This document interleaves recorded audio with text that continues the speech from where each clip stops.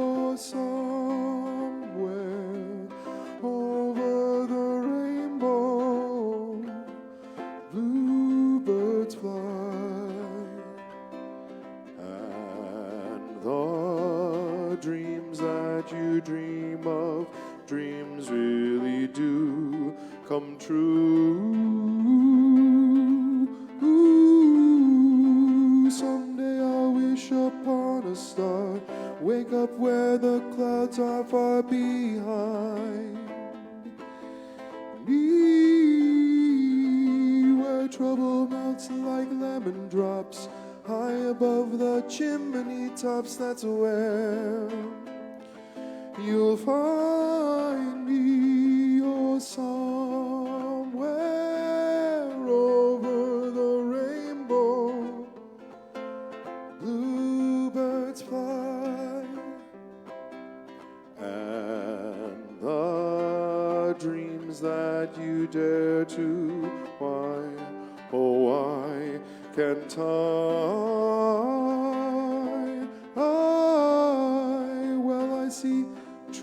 shades of green and red roses too. I'll watch them bloom for me and you, and I think to myself, what a wonderful world. Well, I see skies of blue and I see clouds of white and the brightness of day. I like the dark and I think to myself, what a wonderful world.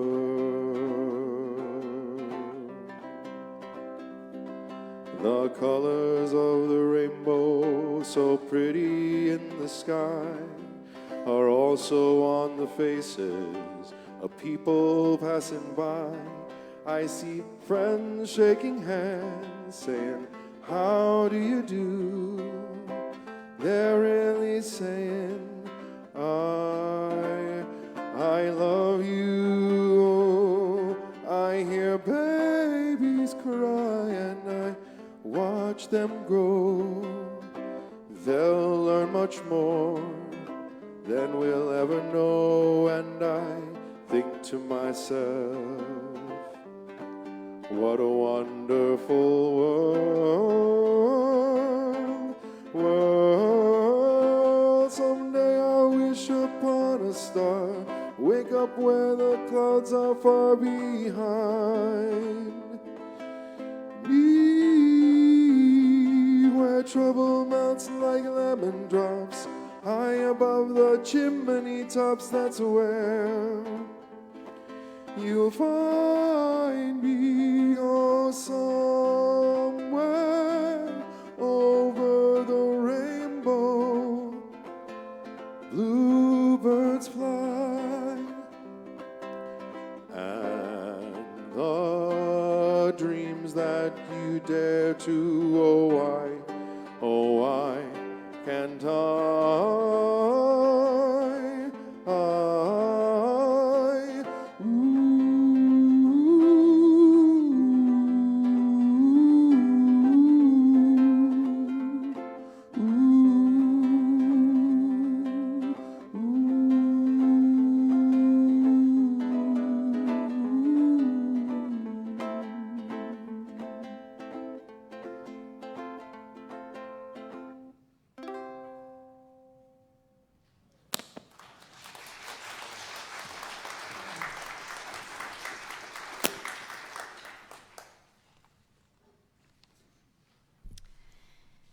In moments like these, we catch a glimpse of how fragile life can be. And it prompts us to wonder what really matters. And actually, the answer to that is not a secret. Wise seekers throughout all of eternity have agreed on one thing. What really matters is love. In the Christian tradition, we aspire to following the way of Jesus Christ. And he put it this way in this teaching from the Gospel of John. This is my commandment, that you love one another as I have loved you. And now as we ponder this call to love, because that's how we were created and why we are here, please join me now in the responsive reading, which is an insert in your bulletin and also on the screens. Your part is printed in bold. It really is this simple. There are no other commandments, no requirements, entanglements, or complications. Love alone saved the world, not shadowless cheer, but the blood-blooded love that tears open the prison of fear, traverses the dark valley of forgiveness, raises the dead, and wrestles tragedy to something blessed. The world will not be saved by doctrine, religions, beliefs, by irrefutable ideas or fervent recitations, or the conquering of anyone, but by people who have been deeply, divinely loved, boldly, deeply loving this world and all that it is in it, giving of themselves for the sake of this lovely, bruised creation, the meek and willing, with gentleness and courage, loving with the love that blossoms in us in beauty and power and all that is gracious and hospitable, that sets people free. It is this simple. We are loved by this mighty love, and we receive this love, and we pass on this love. This saves the world, and everything else really is neither accompaniment or distraction. Live in love. Let that be enough, which is beautiful, infinite, and supreme. The words we just shared together were written by Steve Garnis Holmes. In another prayer, he spoke of music as also deep within us when he noted, grief is not a thing we have like a stone in your pocket or a boil. It's music, deep within us and around us, music of love in the key of longing, and always just beyond our hearing, God singing with us. These words are perhaps the best introduction to our next piece of music, a Mozart aria sung by Kate Bensler, Bruce's youngest daughter. Her dad shared with the entire family a love of music and gave Kate the gift of perfect pitch. And this particular piece, which he has sent to us, brings something of the divine into being.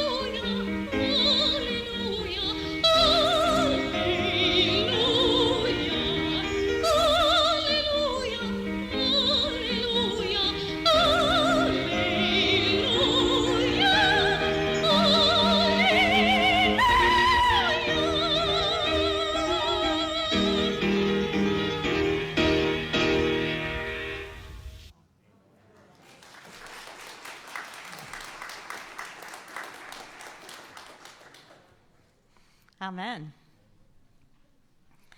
Bruce had this expression, this line that he used again and again. It was, let's do it. He didn't say it impetuously. He didn't rush into things. No, he would say, let's do it, after he had time to sit and to think. He was a willing participant in the adventures of life once he'd given it some thought.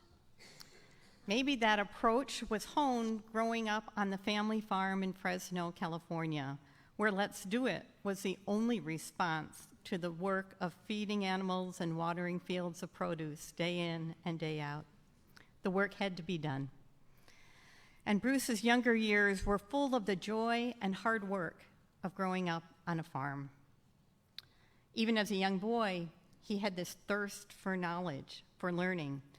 And while his formal education began in a one-room schoolhouse, it was augmented by, get this, reading the Encyclopedia Britannica from cover to cover. So, if you've ever wondered, how could it be that Bruce knew so much about so many things? I think we have a clue. Reading those encyclopedias was a start, but it didn't stop there. Bruce was an intrepid reader his whole life long, never intimidated by length or density of the tome. His education continued at Cal Berkeley and included a political science class. Now, the most important thing about this particular class was that every day he sat next to Sylvia. They met at Cal. Bruce taught Sylvia it was okay to go on a date on a school night. And now I think you know where this is going. That led to being fellow travelers for 56 years. When Bruce proposed, he said he had a world full of love to give her. And her reply was, "Let me think about it." And she did. The next day, she said, "Yes, but I want a family that joins a church community where our kids are exposed to ideas about the deeper meanings of life. And you are not really that into being involved with the church." Bruce heard her and said, "Let's do it." Eventually, they landed here at San Ramon Valley United Methodist Church, and Bruce's inquisitive mind did not shy away from lifelong questions about God and religion. In our church community, Bruce sang in the choir, of course. He relished small groups and robust discussions and hikes with friends, served in numerous ways, including as a Stephen minister. In fact, Bruce is legendary in our Stephen ministry program. Stephen ministers are trained to walk alongside people that are in pain, who are hurting, who are wrestling with decisions or facing uncertainty. And most Stephen ministers have a care receiver for a few weeks, a few months, maybe a few years. Bruce visited his care receiver for more years than anyone I've ever known. While the details of those caring relationships are confidential, I can tell you that Bruce's long-term care receiver had mobility and speech issues.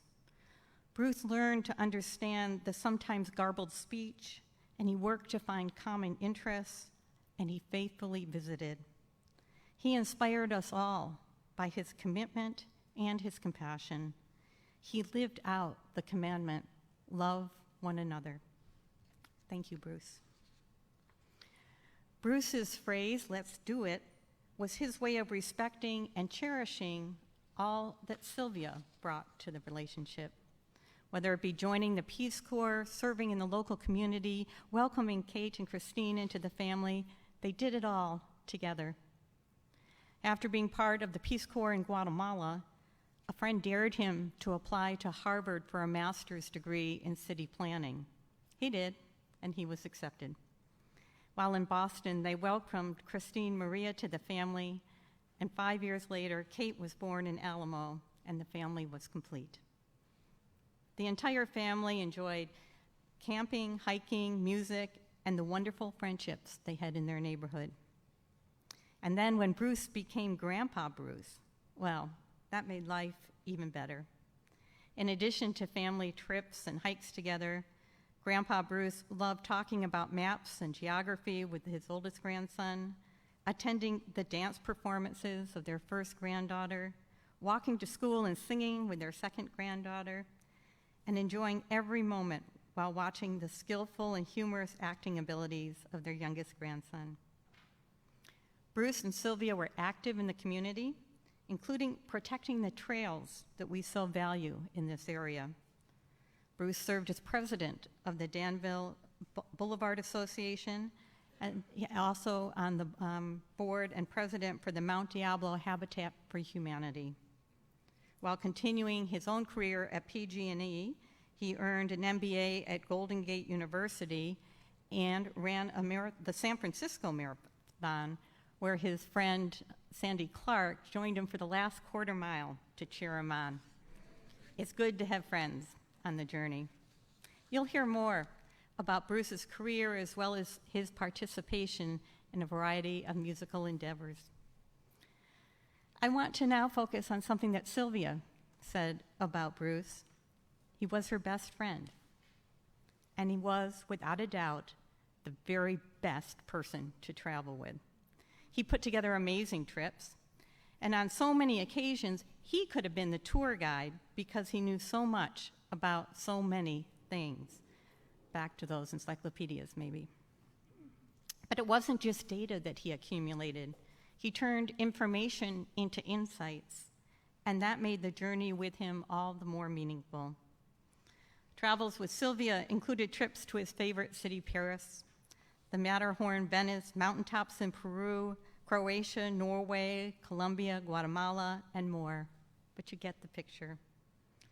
Sylvia put it this way: we traveled so well together, and that ability to travel well together included all of the journeys of life. On their most recent getaway to Tahoe, Bruce fell, and that led to a series of hospitalizations. His body was not functioning the way it should. His last month of life was uncomfortable and painful for loved ones to watch. When hospice care was offered, he said, "Let's do it." He was afraid, but he said, "Let's do it." And now Bruce continues his journey. His journey here among us was certainly not without hardship and struggle, yet he learned to move on, practice forgiveness, and practice gratitude for the positive sides of life. In one conversation with a cherished Peace Corps friend, Bruce shared that while he didn't identify with what we've been taught about the afterlife, he did believe in life after death. We live on, he said, in the lives of all the people affected by our lives. Bruce's reflections open us to an enduring truth. We are, all of us, connected to each other. There is a oneness, a connection that is true now and continues for all of eternity. As we honor this mystery of life and death, this truth that we can't always see, Sylvia found a blessing written by John O'Donohue, and it's a blessing I offer now to all of us, but especially to Bruce. It goes like this: may you see the reflection of your life's kindness and beauty in all the tears that fall for you. May there be some beautiful surprise waiting for you inside death, something you never knew or felt. May your heart be speechless at the sight of this truth, your heart breathless in the light and lightness on the other side of what we see. May your soul smile. I love that last line, may your soul smile. When one of Bruce's nephews heard of his passing, what he remembered immediately was the $1 million smile and laugh that Bruce brought into being. And now his soul continues to smile. May we carry that smile with us. And may music always be a way for us to remember and cherish Bruce. Some time ago, Bruce and Lillian Burns were board members on the Association for Danville Boulevard. When they had to discuss business over the phone, she would start by asking Bruce to sing Morning Has Broken. And that's exactly what we're going to do now. Participate in any way that's comfortable for you. And we're going to sing Morning Has Broken.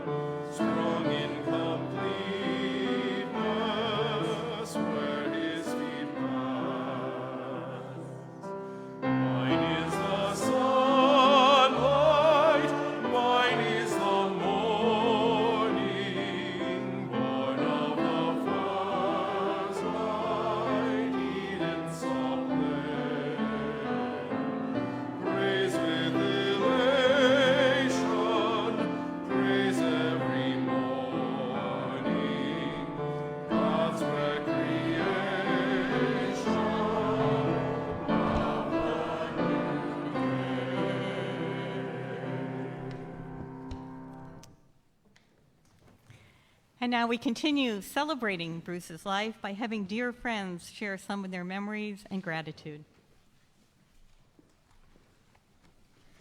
Hello, I'm Bennett Kale. My wife Sandy and I moved here in 1970, and we met Bruce and Sylvia in this very church in 1975. Bruce, we had two sons, and Bruce had Kate and Christine. And we really enjoyed, we had learned that over the years, some of the nicest and most interesting people you will find in church. And San Ramon Valley United Methodist Church was no exception. We had a thriving youth program. And because of that, we as two families started gravitating to many other families who had children of those same ages. We would do out-of-town gatherings, lunches, trips together, and pretty soon we became the village. We were raising our kids together. But the group eventually decided to change its name to the Firm. So we were called the Firm. And the families, original families of the Firm were Bruce and Sylvia, Sandy and Chuck Clark, Jim and Ann Burke, and Sandy and I. And eventually we were joined by others, the Griffins, the Perrys, the Steeles, and then even others from the church. We have traveled with Bruce and Sylvia over the years, and Bruce appears to be a quiet person from time to time, but if he got to know you, he would share some wonderful things with you. And he was always bragging about his family, his children, his daughters, and his grandchildren. Now, there's no better trip planner in the world than Bruce Bensler. He researched everything. He had an interest in, if you had an interest in battles, he was your man to go to.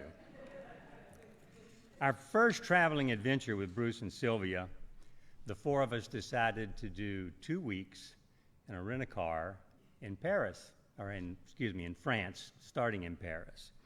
Now, Sandy and I were in North Carolina at the time, having moved away from the church in 1987. So we planned this all on the phone, back and forth. we were given, I do recall, strict instructions that we should pack lightly. Now, and the other word is a quote, and the quote was small suitcases. Well, we determined that small to us maybe was not the same thing as small to Bruce. I will never forget our arrival. They had flown in that same day and were in the lobby below. We came down the escalator, and as we looked over with great joy, you always do in an airport to see friends, somebody you know in a foreign country, Bruce had this look on his face. And we found out later what that was. We got to the rental car, and Bruce had made those reservations. I told you, he was very, very organized. And we started putting these bags that we considered small into the car. The first car we tried, the bags didn't fit. The second car we tried, the bags didn't fit. The third car we tried, the bags fit. And I would love to have seen the faces on people that might have watched us in that garage. We probably were like the Three Stooges, loading and unloading, loading and unloading. And Bruce kept that smile. I was impressed. But Sandy and Bruce were laughing hilariously after that. First stop on Bruce's itinerary was the famous cathedral and labyrinth in Charts. We had planned to do that the following day, but even though we were tired, we arrived about 4 o'clock that afternoon. We decided to go ahead and see if we could get in to walk the labyrinth. The labyrinth was a beautiful labyrinth inside the church itself. So we got over there, and sure enough, we found it in the back of the church, had stones inset in the floor. We started walking the labyrinth, and lo and behold, the organ starts playing. I don't know how Bruce did this. I mean, the organ started playing, and it was just a magical time walking the labyrinth. It was so magical that the next day, which was the day we were scheduled to walk it, we went back to try to maybe walk it a second time to learn that the whole labyrinth was covered by chairs in the church, and we determined that it was only open on one day for walking, and that was the day that we had decided to go and walk it. Bruce was skilled at finding great places to eat. He gave us a laugh once at a restaurant we were in. He was impressing us with his German, and he ordered in German. We only heard one English word, and I guess it's not even an English word, which was, I've got to find it. Oh, yeah, Wiener Schnitzel. That's the one thing we understood. But what was so fun about it is when the waitress bought the plate, it was without a doubt the largest plate of food we had ever seen. And we knew that it was unusual to Bruce, too, because the look on his face was like, oh, me. Bruce was a master of getting from point A to point B. The problem was, and unfortunately, he was not very receptive to unscheduled stops along the way. But he was a great, great person to travel with. Teasing Bruce was the most fun. Now, on his 40th birthday, Levon Rodin, from here in the choir, wanted to do something outside. Sylvia wanted to do something inside, but I guess Levon trumped at that point, and we planned a demonstration. PG&E was going through a period health issues with PCBs. So we made up a whole lot of placards that said, PG&E, no more PCBs. We probably had 20 to 30 people out in front of his house. We had a bullhorn where we're announcing all this. I'm really surprised the police didn't show up. We were concerned, but Bruce got a call or Sylvia got a call from a neighbor saying, are you guys okay? With all these people out there. That was just an amazing event. Bruce, as you've already heard, was filled with music and art, and he loved to share it with others. Bruce was a blessing to all who took the time to get to know him. and Sandy and I celebrate his life and will truly miss him. Thank you.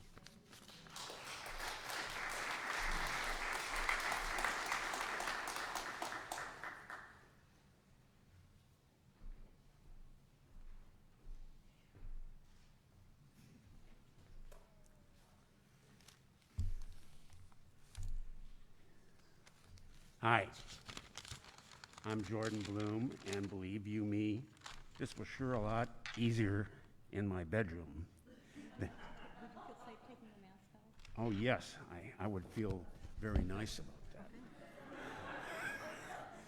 That's why I agreed to speak, Sylvia. A lot of the things that Mr. Kale shared with us are issues that I wish to go into too, but I'm here to, as you are, to honor Bruce's memory as a loving, caring, generous father, as a husband, as a grandfather, and most important in my situation, as a long-term, close personal friend, as I think will become apparent to you. I knew Bruce I was trying to figure out the math, 58 years, which is, I met him when I was 20. So all you people can do the math in your head and probably come up with an answer that I don't want to hear. I'm here, however, without denigrating or ignoring the terrific professional career that he had, the professional contributions that he made, the professional organizations that he after retirement that he volunteered for, which used many of the talents that he learned at Harvard and wherever else he went to school, including University of California. Rather, I'm here to talk about the limited part of his life that was directly and intimately related to music, as has been stated, I think, 5 or 6 times this afternoon. Music is the context in which I initially met Bruce in the University of California Marching Band and the Straw Hat Band.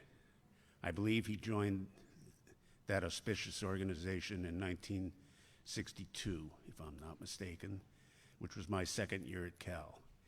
And the first time I met him, not that I'm able to predict the future, but in my own mind, I really appreciated the abilities and the drive that he had. And I predicted to myself that he would sometime in the near future take control in a management context of the band. And indeed, that's what he did. By the way, he was a peckhorn player. How many of you people know what a peckhorn is? Not too many. Yeah, you guys in the band, okay. A peckhorn is essentially a marching baritone horn, or excuse me, a marching French horn, which looks like a miniature baritone. It's about this big, and it plays after beats. So if you're marching down the field and you do a counter march and whatever, you pass by someone playing a peckhorn, all you hear is bop, bop, bop, bop, which is necessary for a band, but I'm sure it's not terribly a lot of fun to play. And my apologies go out to any peckhorn players who may be in attendance, but I'll bet you there aren't many. The accomplishments that Bruce made as a peckhorn player in the University of California marching band had yet to prove themselves when he first joined. But believe you me, as time went on, and in 1965, when Cal did not have the most stunning of reputations throughout this country because of the stuff that was maybe extracurricular going on within the university. You remember the free speech movement. You remember the name Mario Savio. And you remember the publicity that we were getting throughout the country was only about those bad things that were happening at Cal in some people's minds, not about the good things, about the quality education that people were getting there. And it was at this time that Bruce was made representative at large in the Cal Band. That title has since been changed to like a PR director. And if Cal ever needed PR, positive PR, I might add, it was at that particular point in time. Because throughout the country, all these headlines that were coming out about what's going on at Cal weren't anything but positive. So Bruce and the other management people in the band decided it would be a good idea to tour the country and do what we could to alter the negative feelings that had apparently spread throughout because of the headlines that were being read throughout the country. And so we went on a 7-week tour with Bruce. I forget, I think it was Mr. Kale said that he's a great trip planner. We knew more than we wanted to know about where we were going. As a matter of fact, this tour was a last-minute thing, and we didn't even have places to stay when we left Berkeley. There was an advance man, a dear friend of ours, Abe Hankin, who went ahead of the band and found places to stay before we arrived. And most of the places we stayed were in other people's homes. They'd say they could take 1 person, 2 persons, maybe 3 if they had a bigger house. And they would pick us up at a rehearsal, take us home, feed us dinner, bring us back for the show. And during that time period, we literally were spreading goodwill across the country to the people who only could say, these bandsmen people look kind of normal to us. And I accepted that as a compliment. Nobody had ever accused me of that before. And if you can believe, we were on a Greyhound bus for 7 weeks. We gave 42 one-night stand performances in everything from a baseball diamond to a high school gym to a barge in Gravenhurst, Ontario, and Rockville Center, New York, where there was a baseball diamond and the people parked around the side because there was no place for them to sit. And when they liked what we did, they honked their horns and flashed their lights, which was a new experience for me. So I was saying 7 weeks on a Greyhound bus with Bruce Benzler as our tour guide. And Bruce had it all mapped out, down to the last second. If one of us said, as I did, that I wanted to go see the Bureau of Printing and Engraving when we were in Washington, D.C., Bruce, in his mind, had another thought that he wanted to fulfill. And believe you me, I never let him forget this. Every chance I got, hey, Bruce, been to the Bureau of Printing and Engraving recently? But the previous speakers were absolutely on point in terms of minutely planning every single detail, down to the size of our suitcases, too, because we could only fit so many suitcases on a Greyhound bus. And we had our instruments and we had our uniforms and the props and everything else that we dragged along with us. Bruce took care of it. He took care of it very professionally. I think that the bonds that were created between us and strangers, literally strangers, and each other, literally not strangers, lasted for a lifetime, literally for a lifetime. I think there are a few people here from the Cal Band with whom we have lunch four times a year to celebrate each other's birthdays. This has gone on for 50 years now. That's a pretty good tribute to the ties that we established. Believe you me, when Bruce and I were at Cal, we were not celebrating the victories of the football team. and quite the contrary. But maybe that's what bonded us. Who knows? It's good to lose together. We could all have something in common to complain about.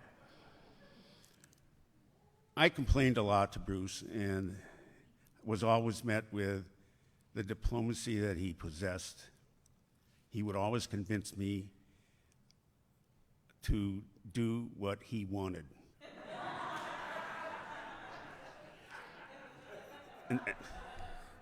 Matter of fact, that's a definition of diplomacy, the art of letting somebody else have your way. But he was successful at it, and indeed, he was so successful, and I knew I wanted to go to law school. I said to myself, wouldn't it be a nice thing to have Bruce as a roommate my first year of law school? And indeed, after the tour, the 7 weeks of misery, he agreed to room with me for my first year of law school. And we lived in an apartment right near Sylvia and Judy, my wife. And I think we introduced you two, but I'm not positive of that. I don't want to take the credit or the blame.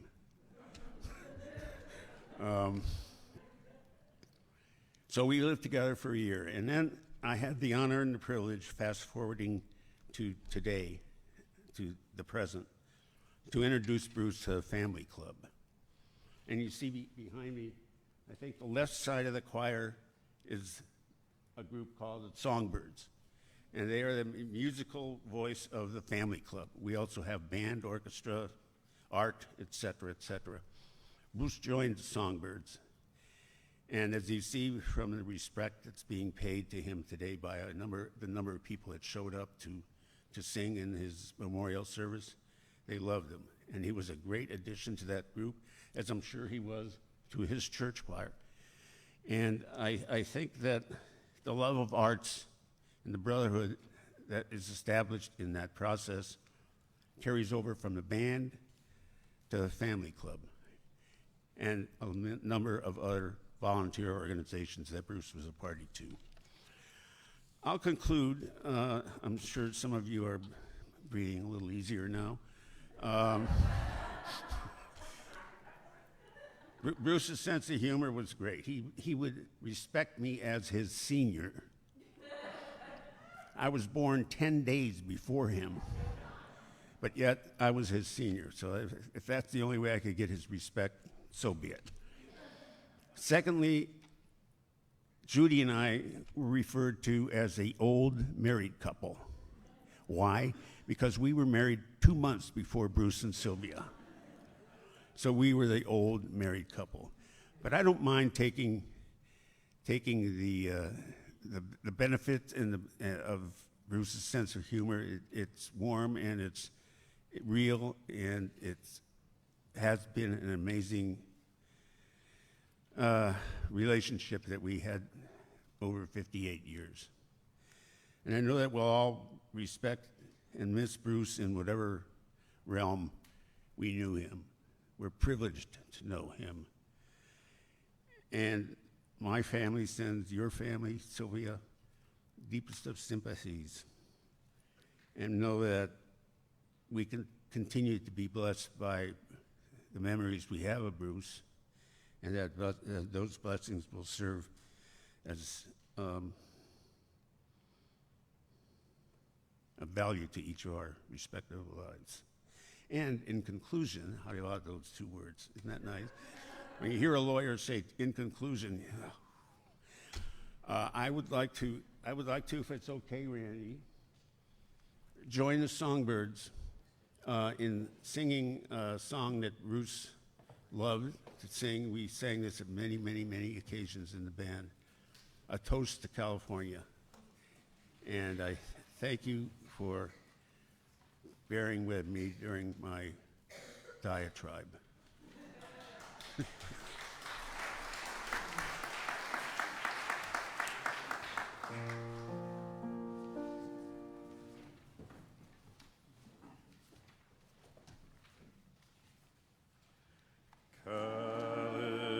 California, here's to thee, honor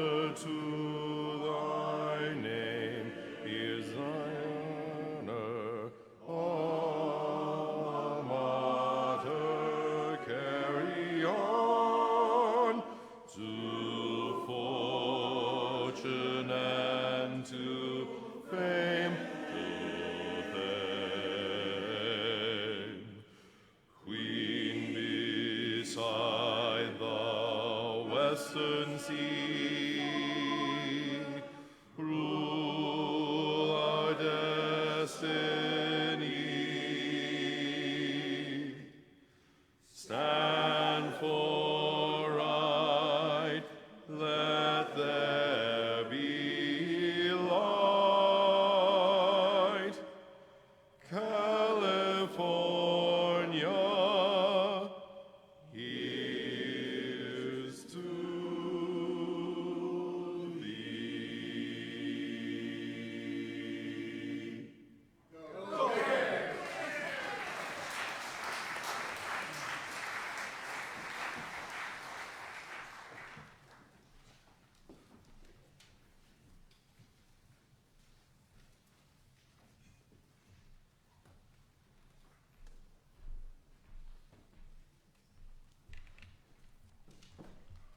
Thank you. Hi, I'm Lou De Silva. I was a hot mess seeing Bruce's baby picture, and then an even hotter mess seeing his PG&E picture. When Sylvia called to tell me that Bruce had passed away, she said, quote, "Maybe you could relate some funny stories about Bruce." I thought about your request, Sylvia, as I sat down to write this speech about him, and have decided that that was a downright crazy request of me. I wanted to give you a glimpse into Bruce's life at PG&E and his relationship with me there. We first met, however, while working at the Association of Bay Area Governments, a regional planning agency. This must have been in the 1970s, and our offices were located beneath the bar of the Claremont Hotel. We were all young, energetic, and wanted to change things in the world, but there was one major problem.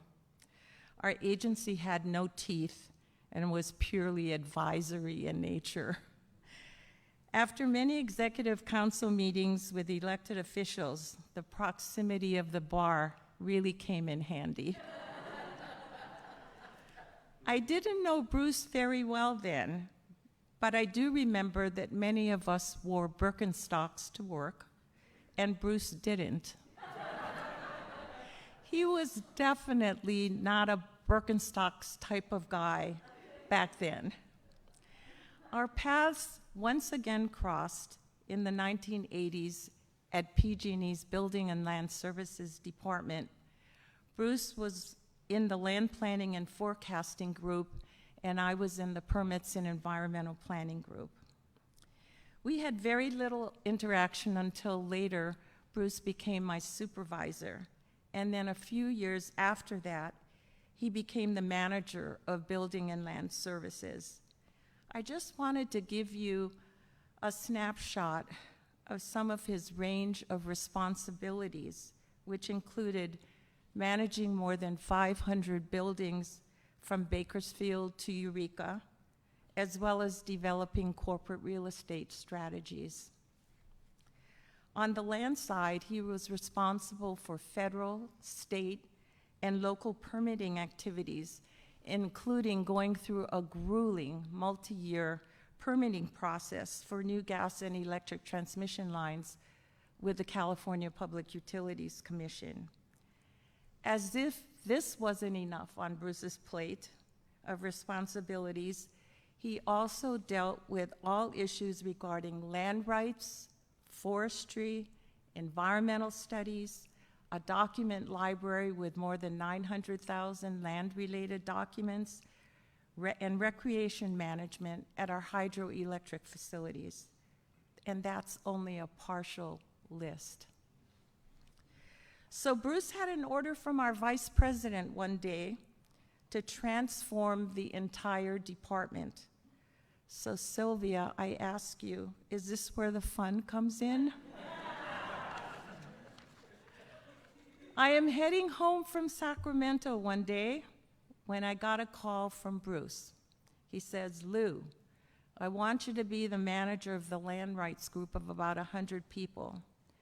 After a very pregnant pause, I said, I don't think I'm the right person because I haven't worked with that group before.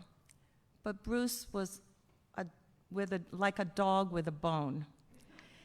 He said, I need people I can trust and do good work. I said, why me? He said, because you ask good questions. I said, that's your criterion? The pressure kept up for 2 days. He wore me down and I joined his team.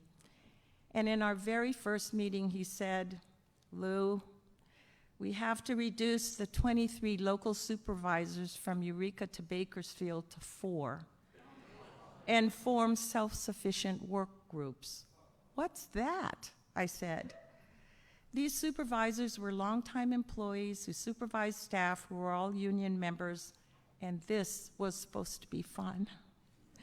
We were in the trenches together for several years when Bruce guided us through financial accountability, a significant cultural transformation, and new work processes, completely new work processes. It was really tough going. Through all of this upheaval, not only with his management staff, but also with his significant number of union staff, he was viewed as fair, ethical, a good listener, analytical, and a visionary. To me, he was a fantastic mentor and a very decent person. One of my favorite work memories of Bruce was what he would say to me when I told him that I had made a mistake or that one of my staff had made a mistake. And he said, Lou, people will not remember the mistake you made if your recovery strategy is great. Years later, after Bruce had left the company, his wisdom and mentoring guided me through future challenging endeavors at work. As one of my former staff members said upon learning about Bruce's passing recently, he said, Bruce was fair and willing to listen to your thoughts before making a decision. He was soft-spoken, and I knew that if I got shot down with an idea, there was a very, very good reason for it. He helped us succeed in whatever issues were at hand. I couldn't have asked to work with a better person, a better supervisor than Bruce. Besides that, he was a friend. Apologies to you, Sylvia, that I couldn't have made this more humorous.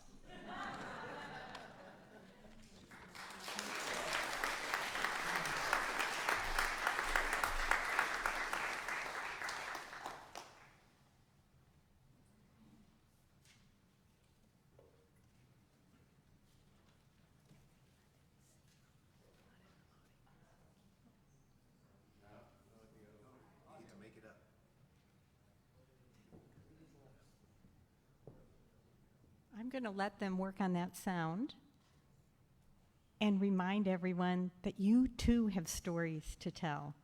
You too have memories and thank yous and maybe even humorous stories to add to the mix. I think we live with this notion in our culture that if we mention the name of a loved one, we are causing the family pain. But the truth is, they're thinking of their loved one at some level just about all the time, day and night. So please keep telling the stories. Please keep saying Bruce's name and all the ways he blessed, enriched, and guided us with our suitcases along the journey. We'll continue to do that. And I'm waiting for the okay from AV that the sound is up and running. Okay, you won't want to miss hearing Pastor Ron Dunn give a lovely tribute to Bruce. And it comes from the heart, just as all the sharing has come from the heart. And this next piece of music also. Oh, wait a minute. We're ready.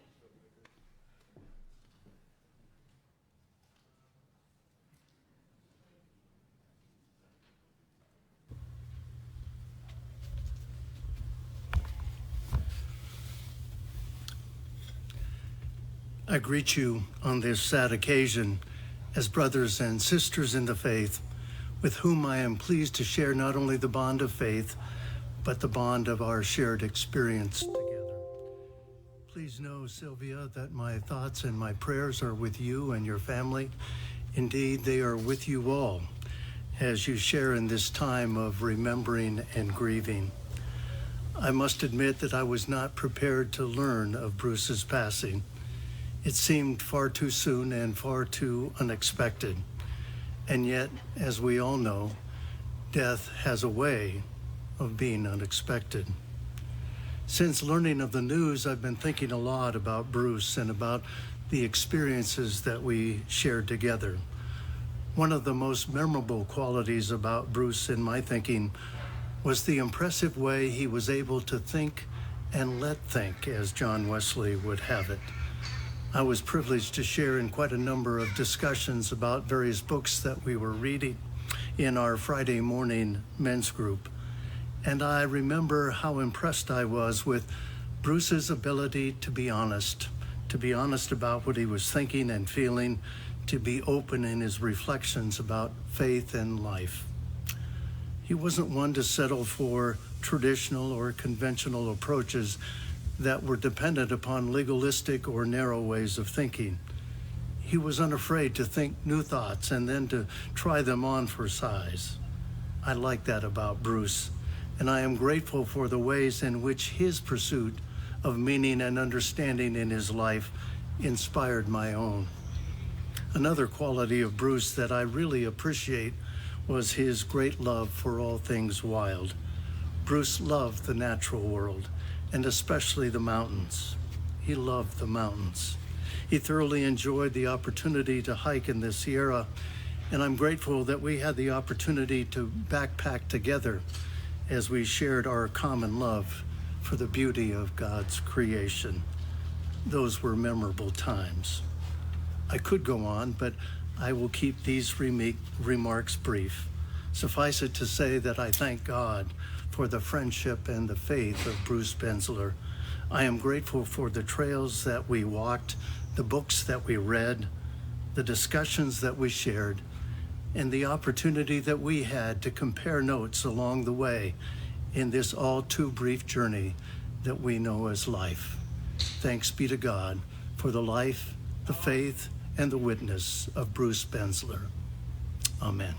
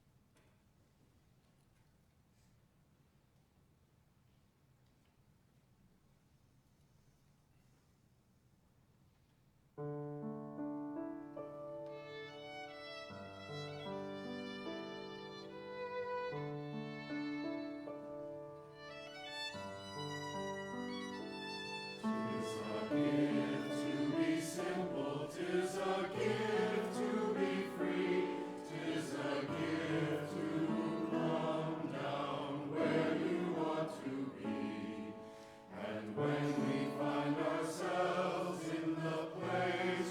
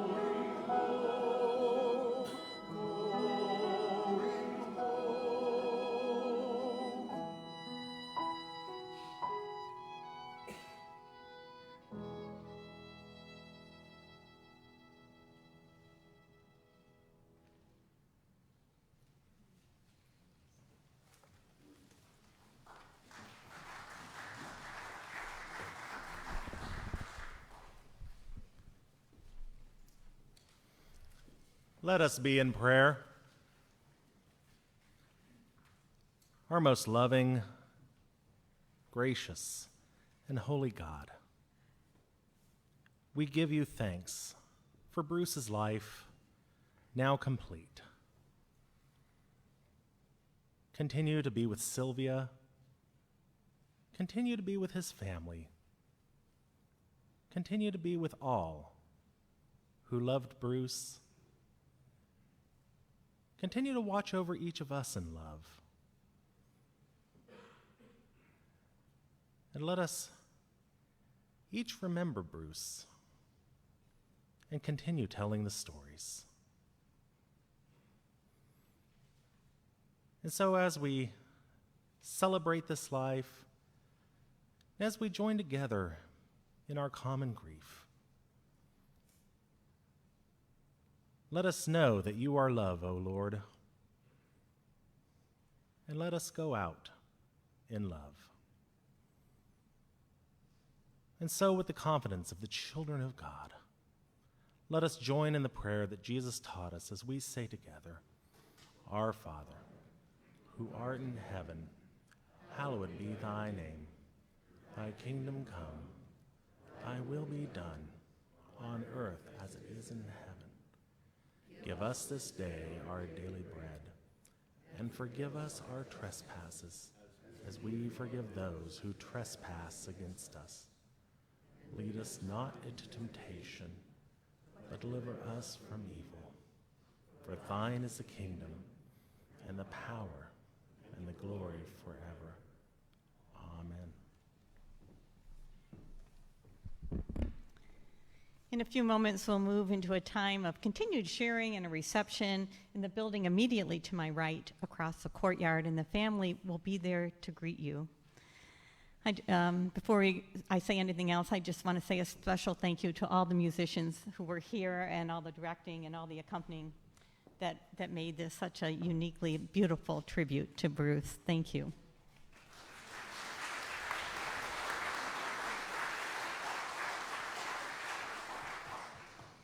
And we have one final piece of music which the family will remain seated for.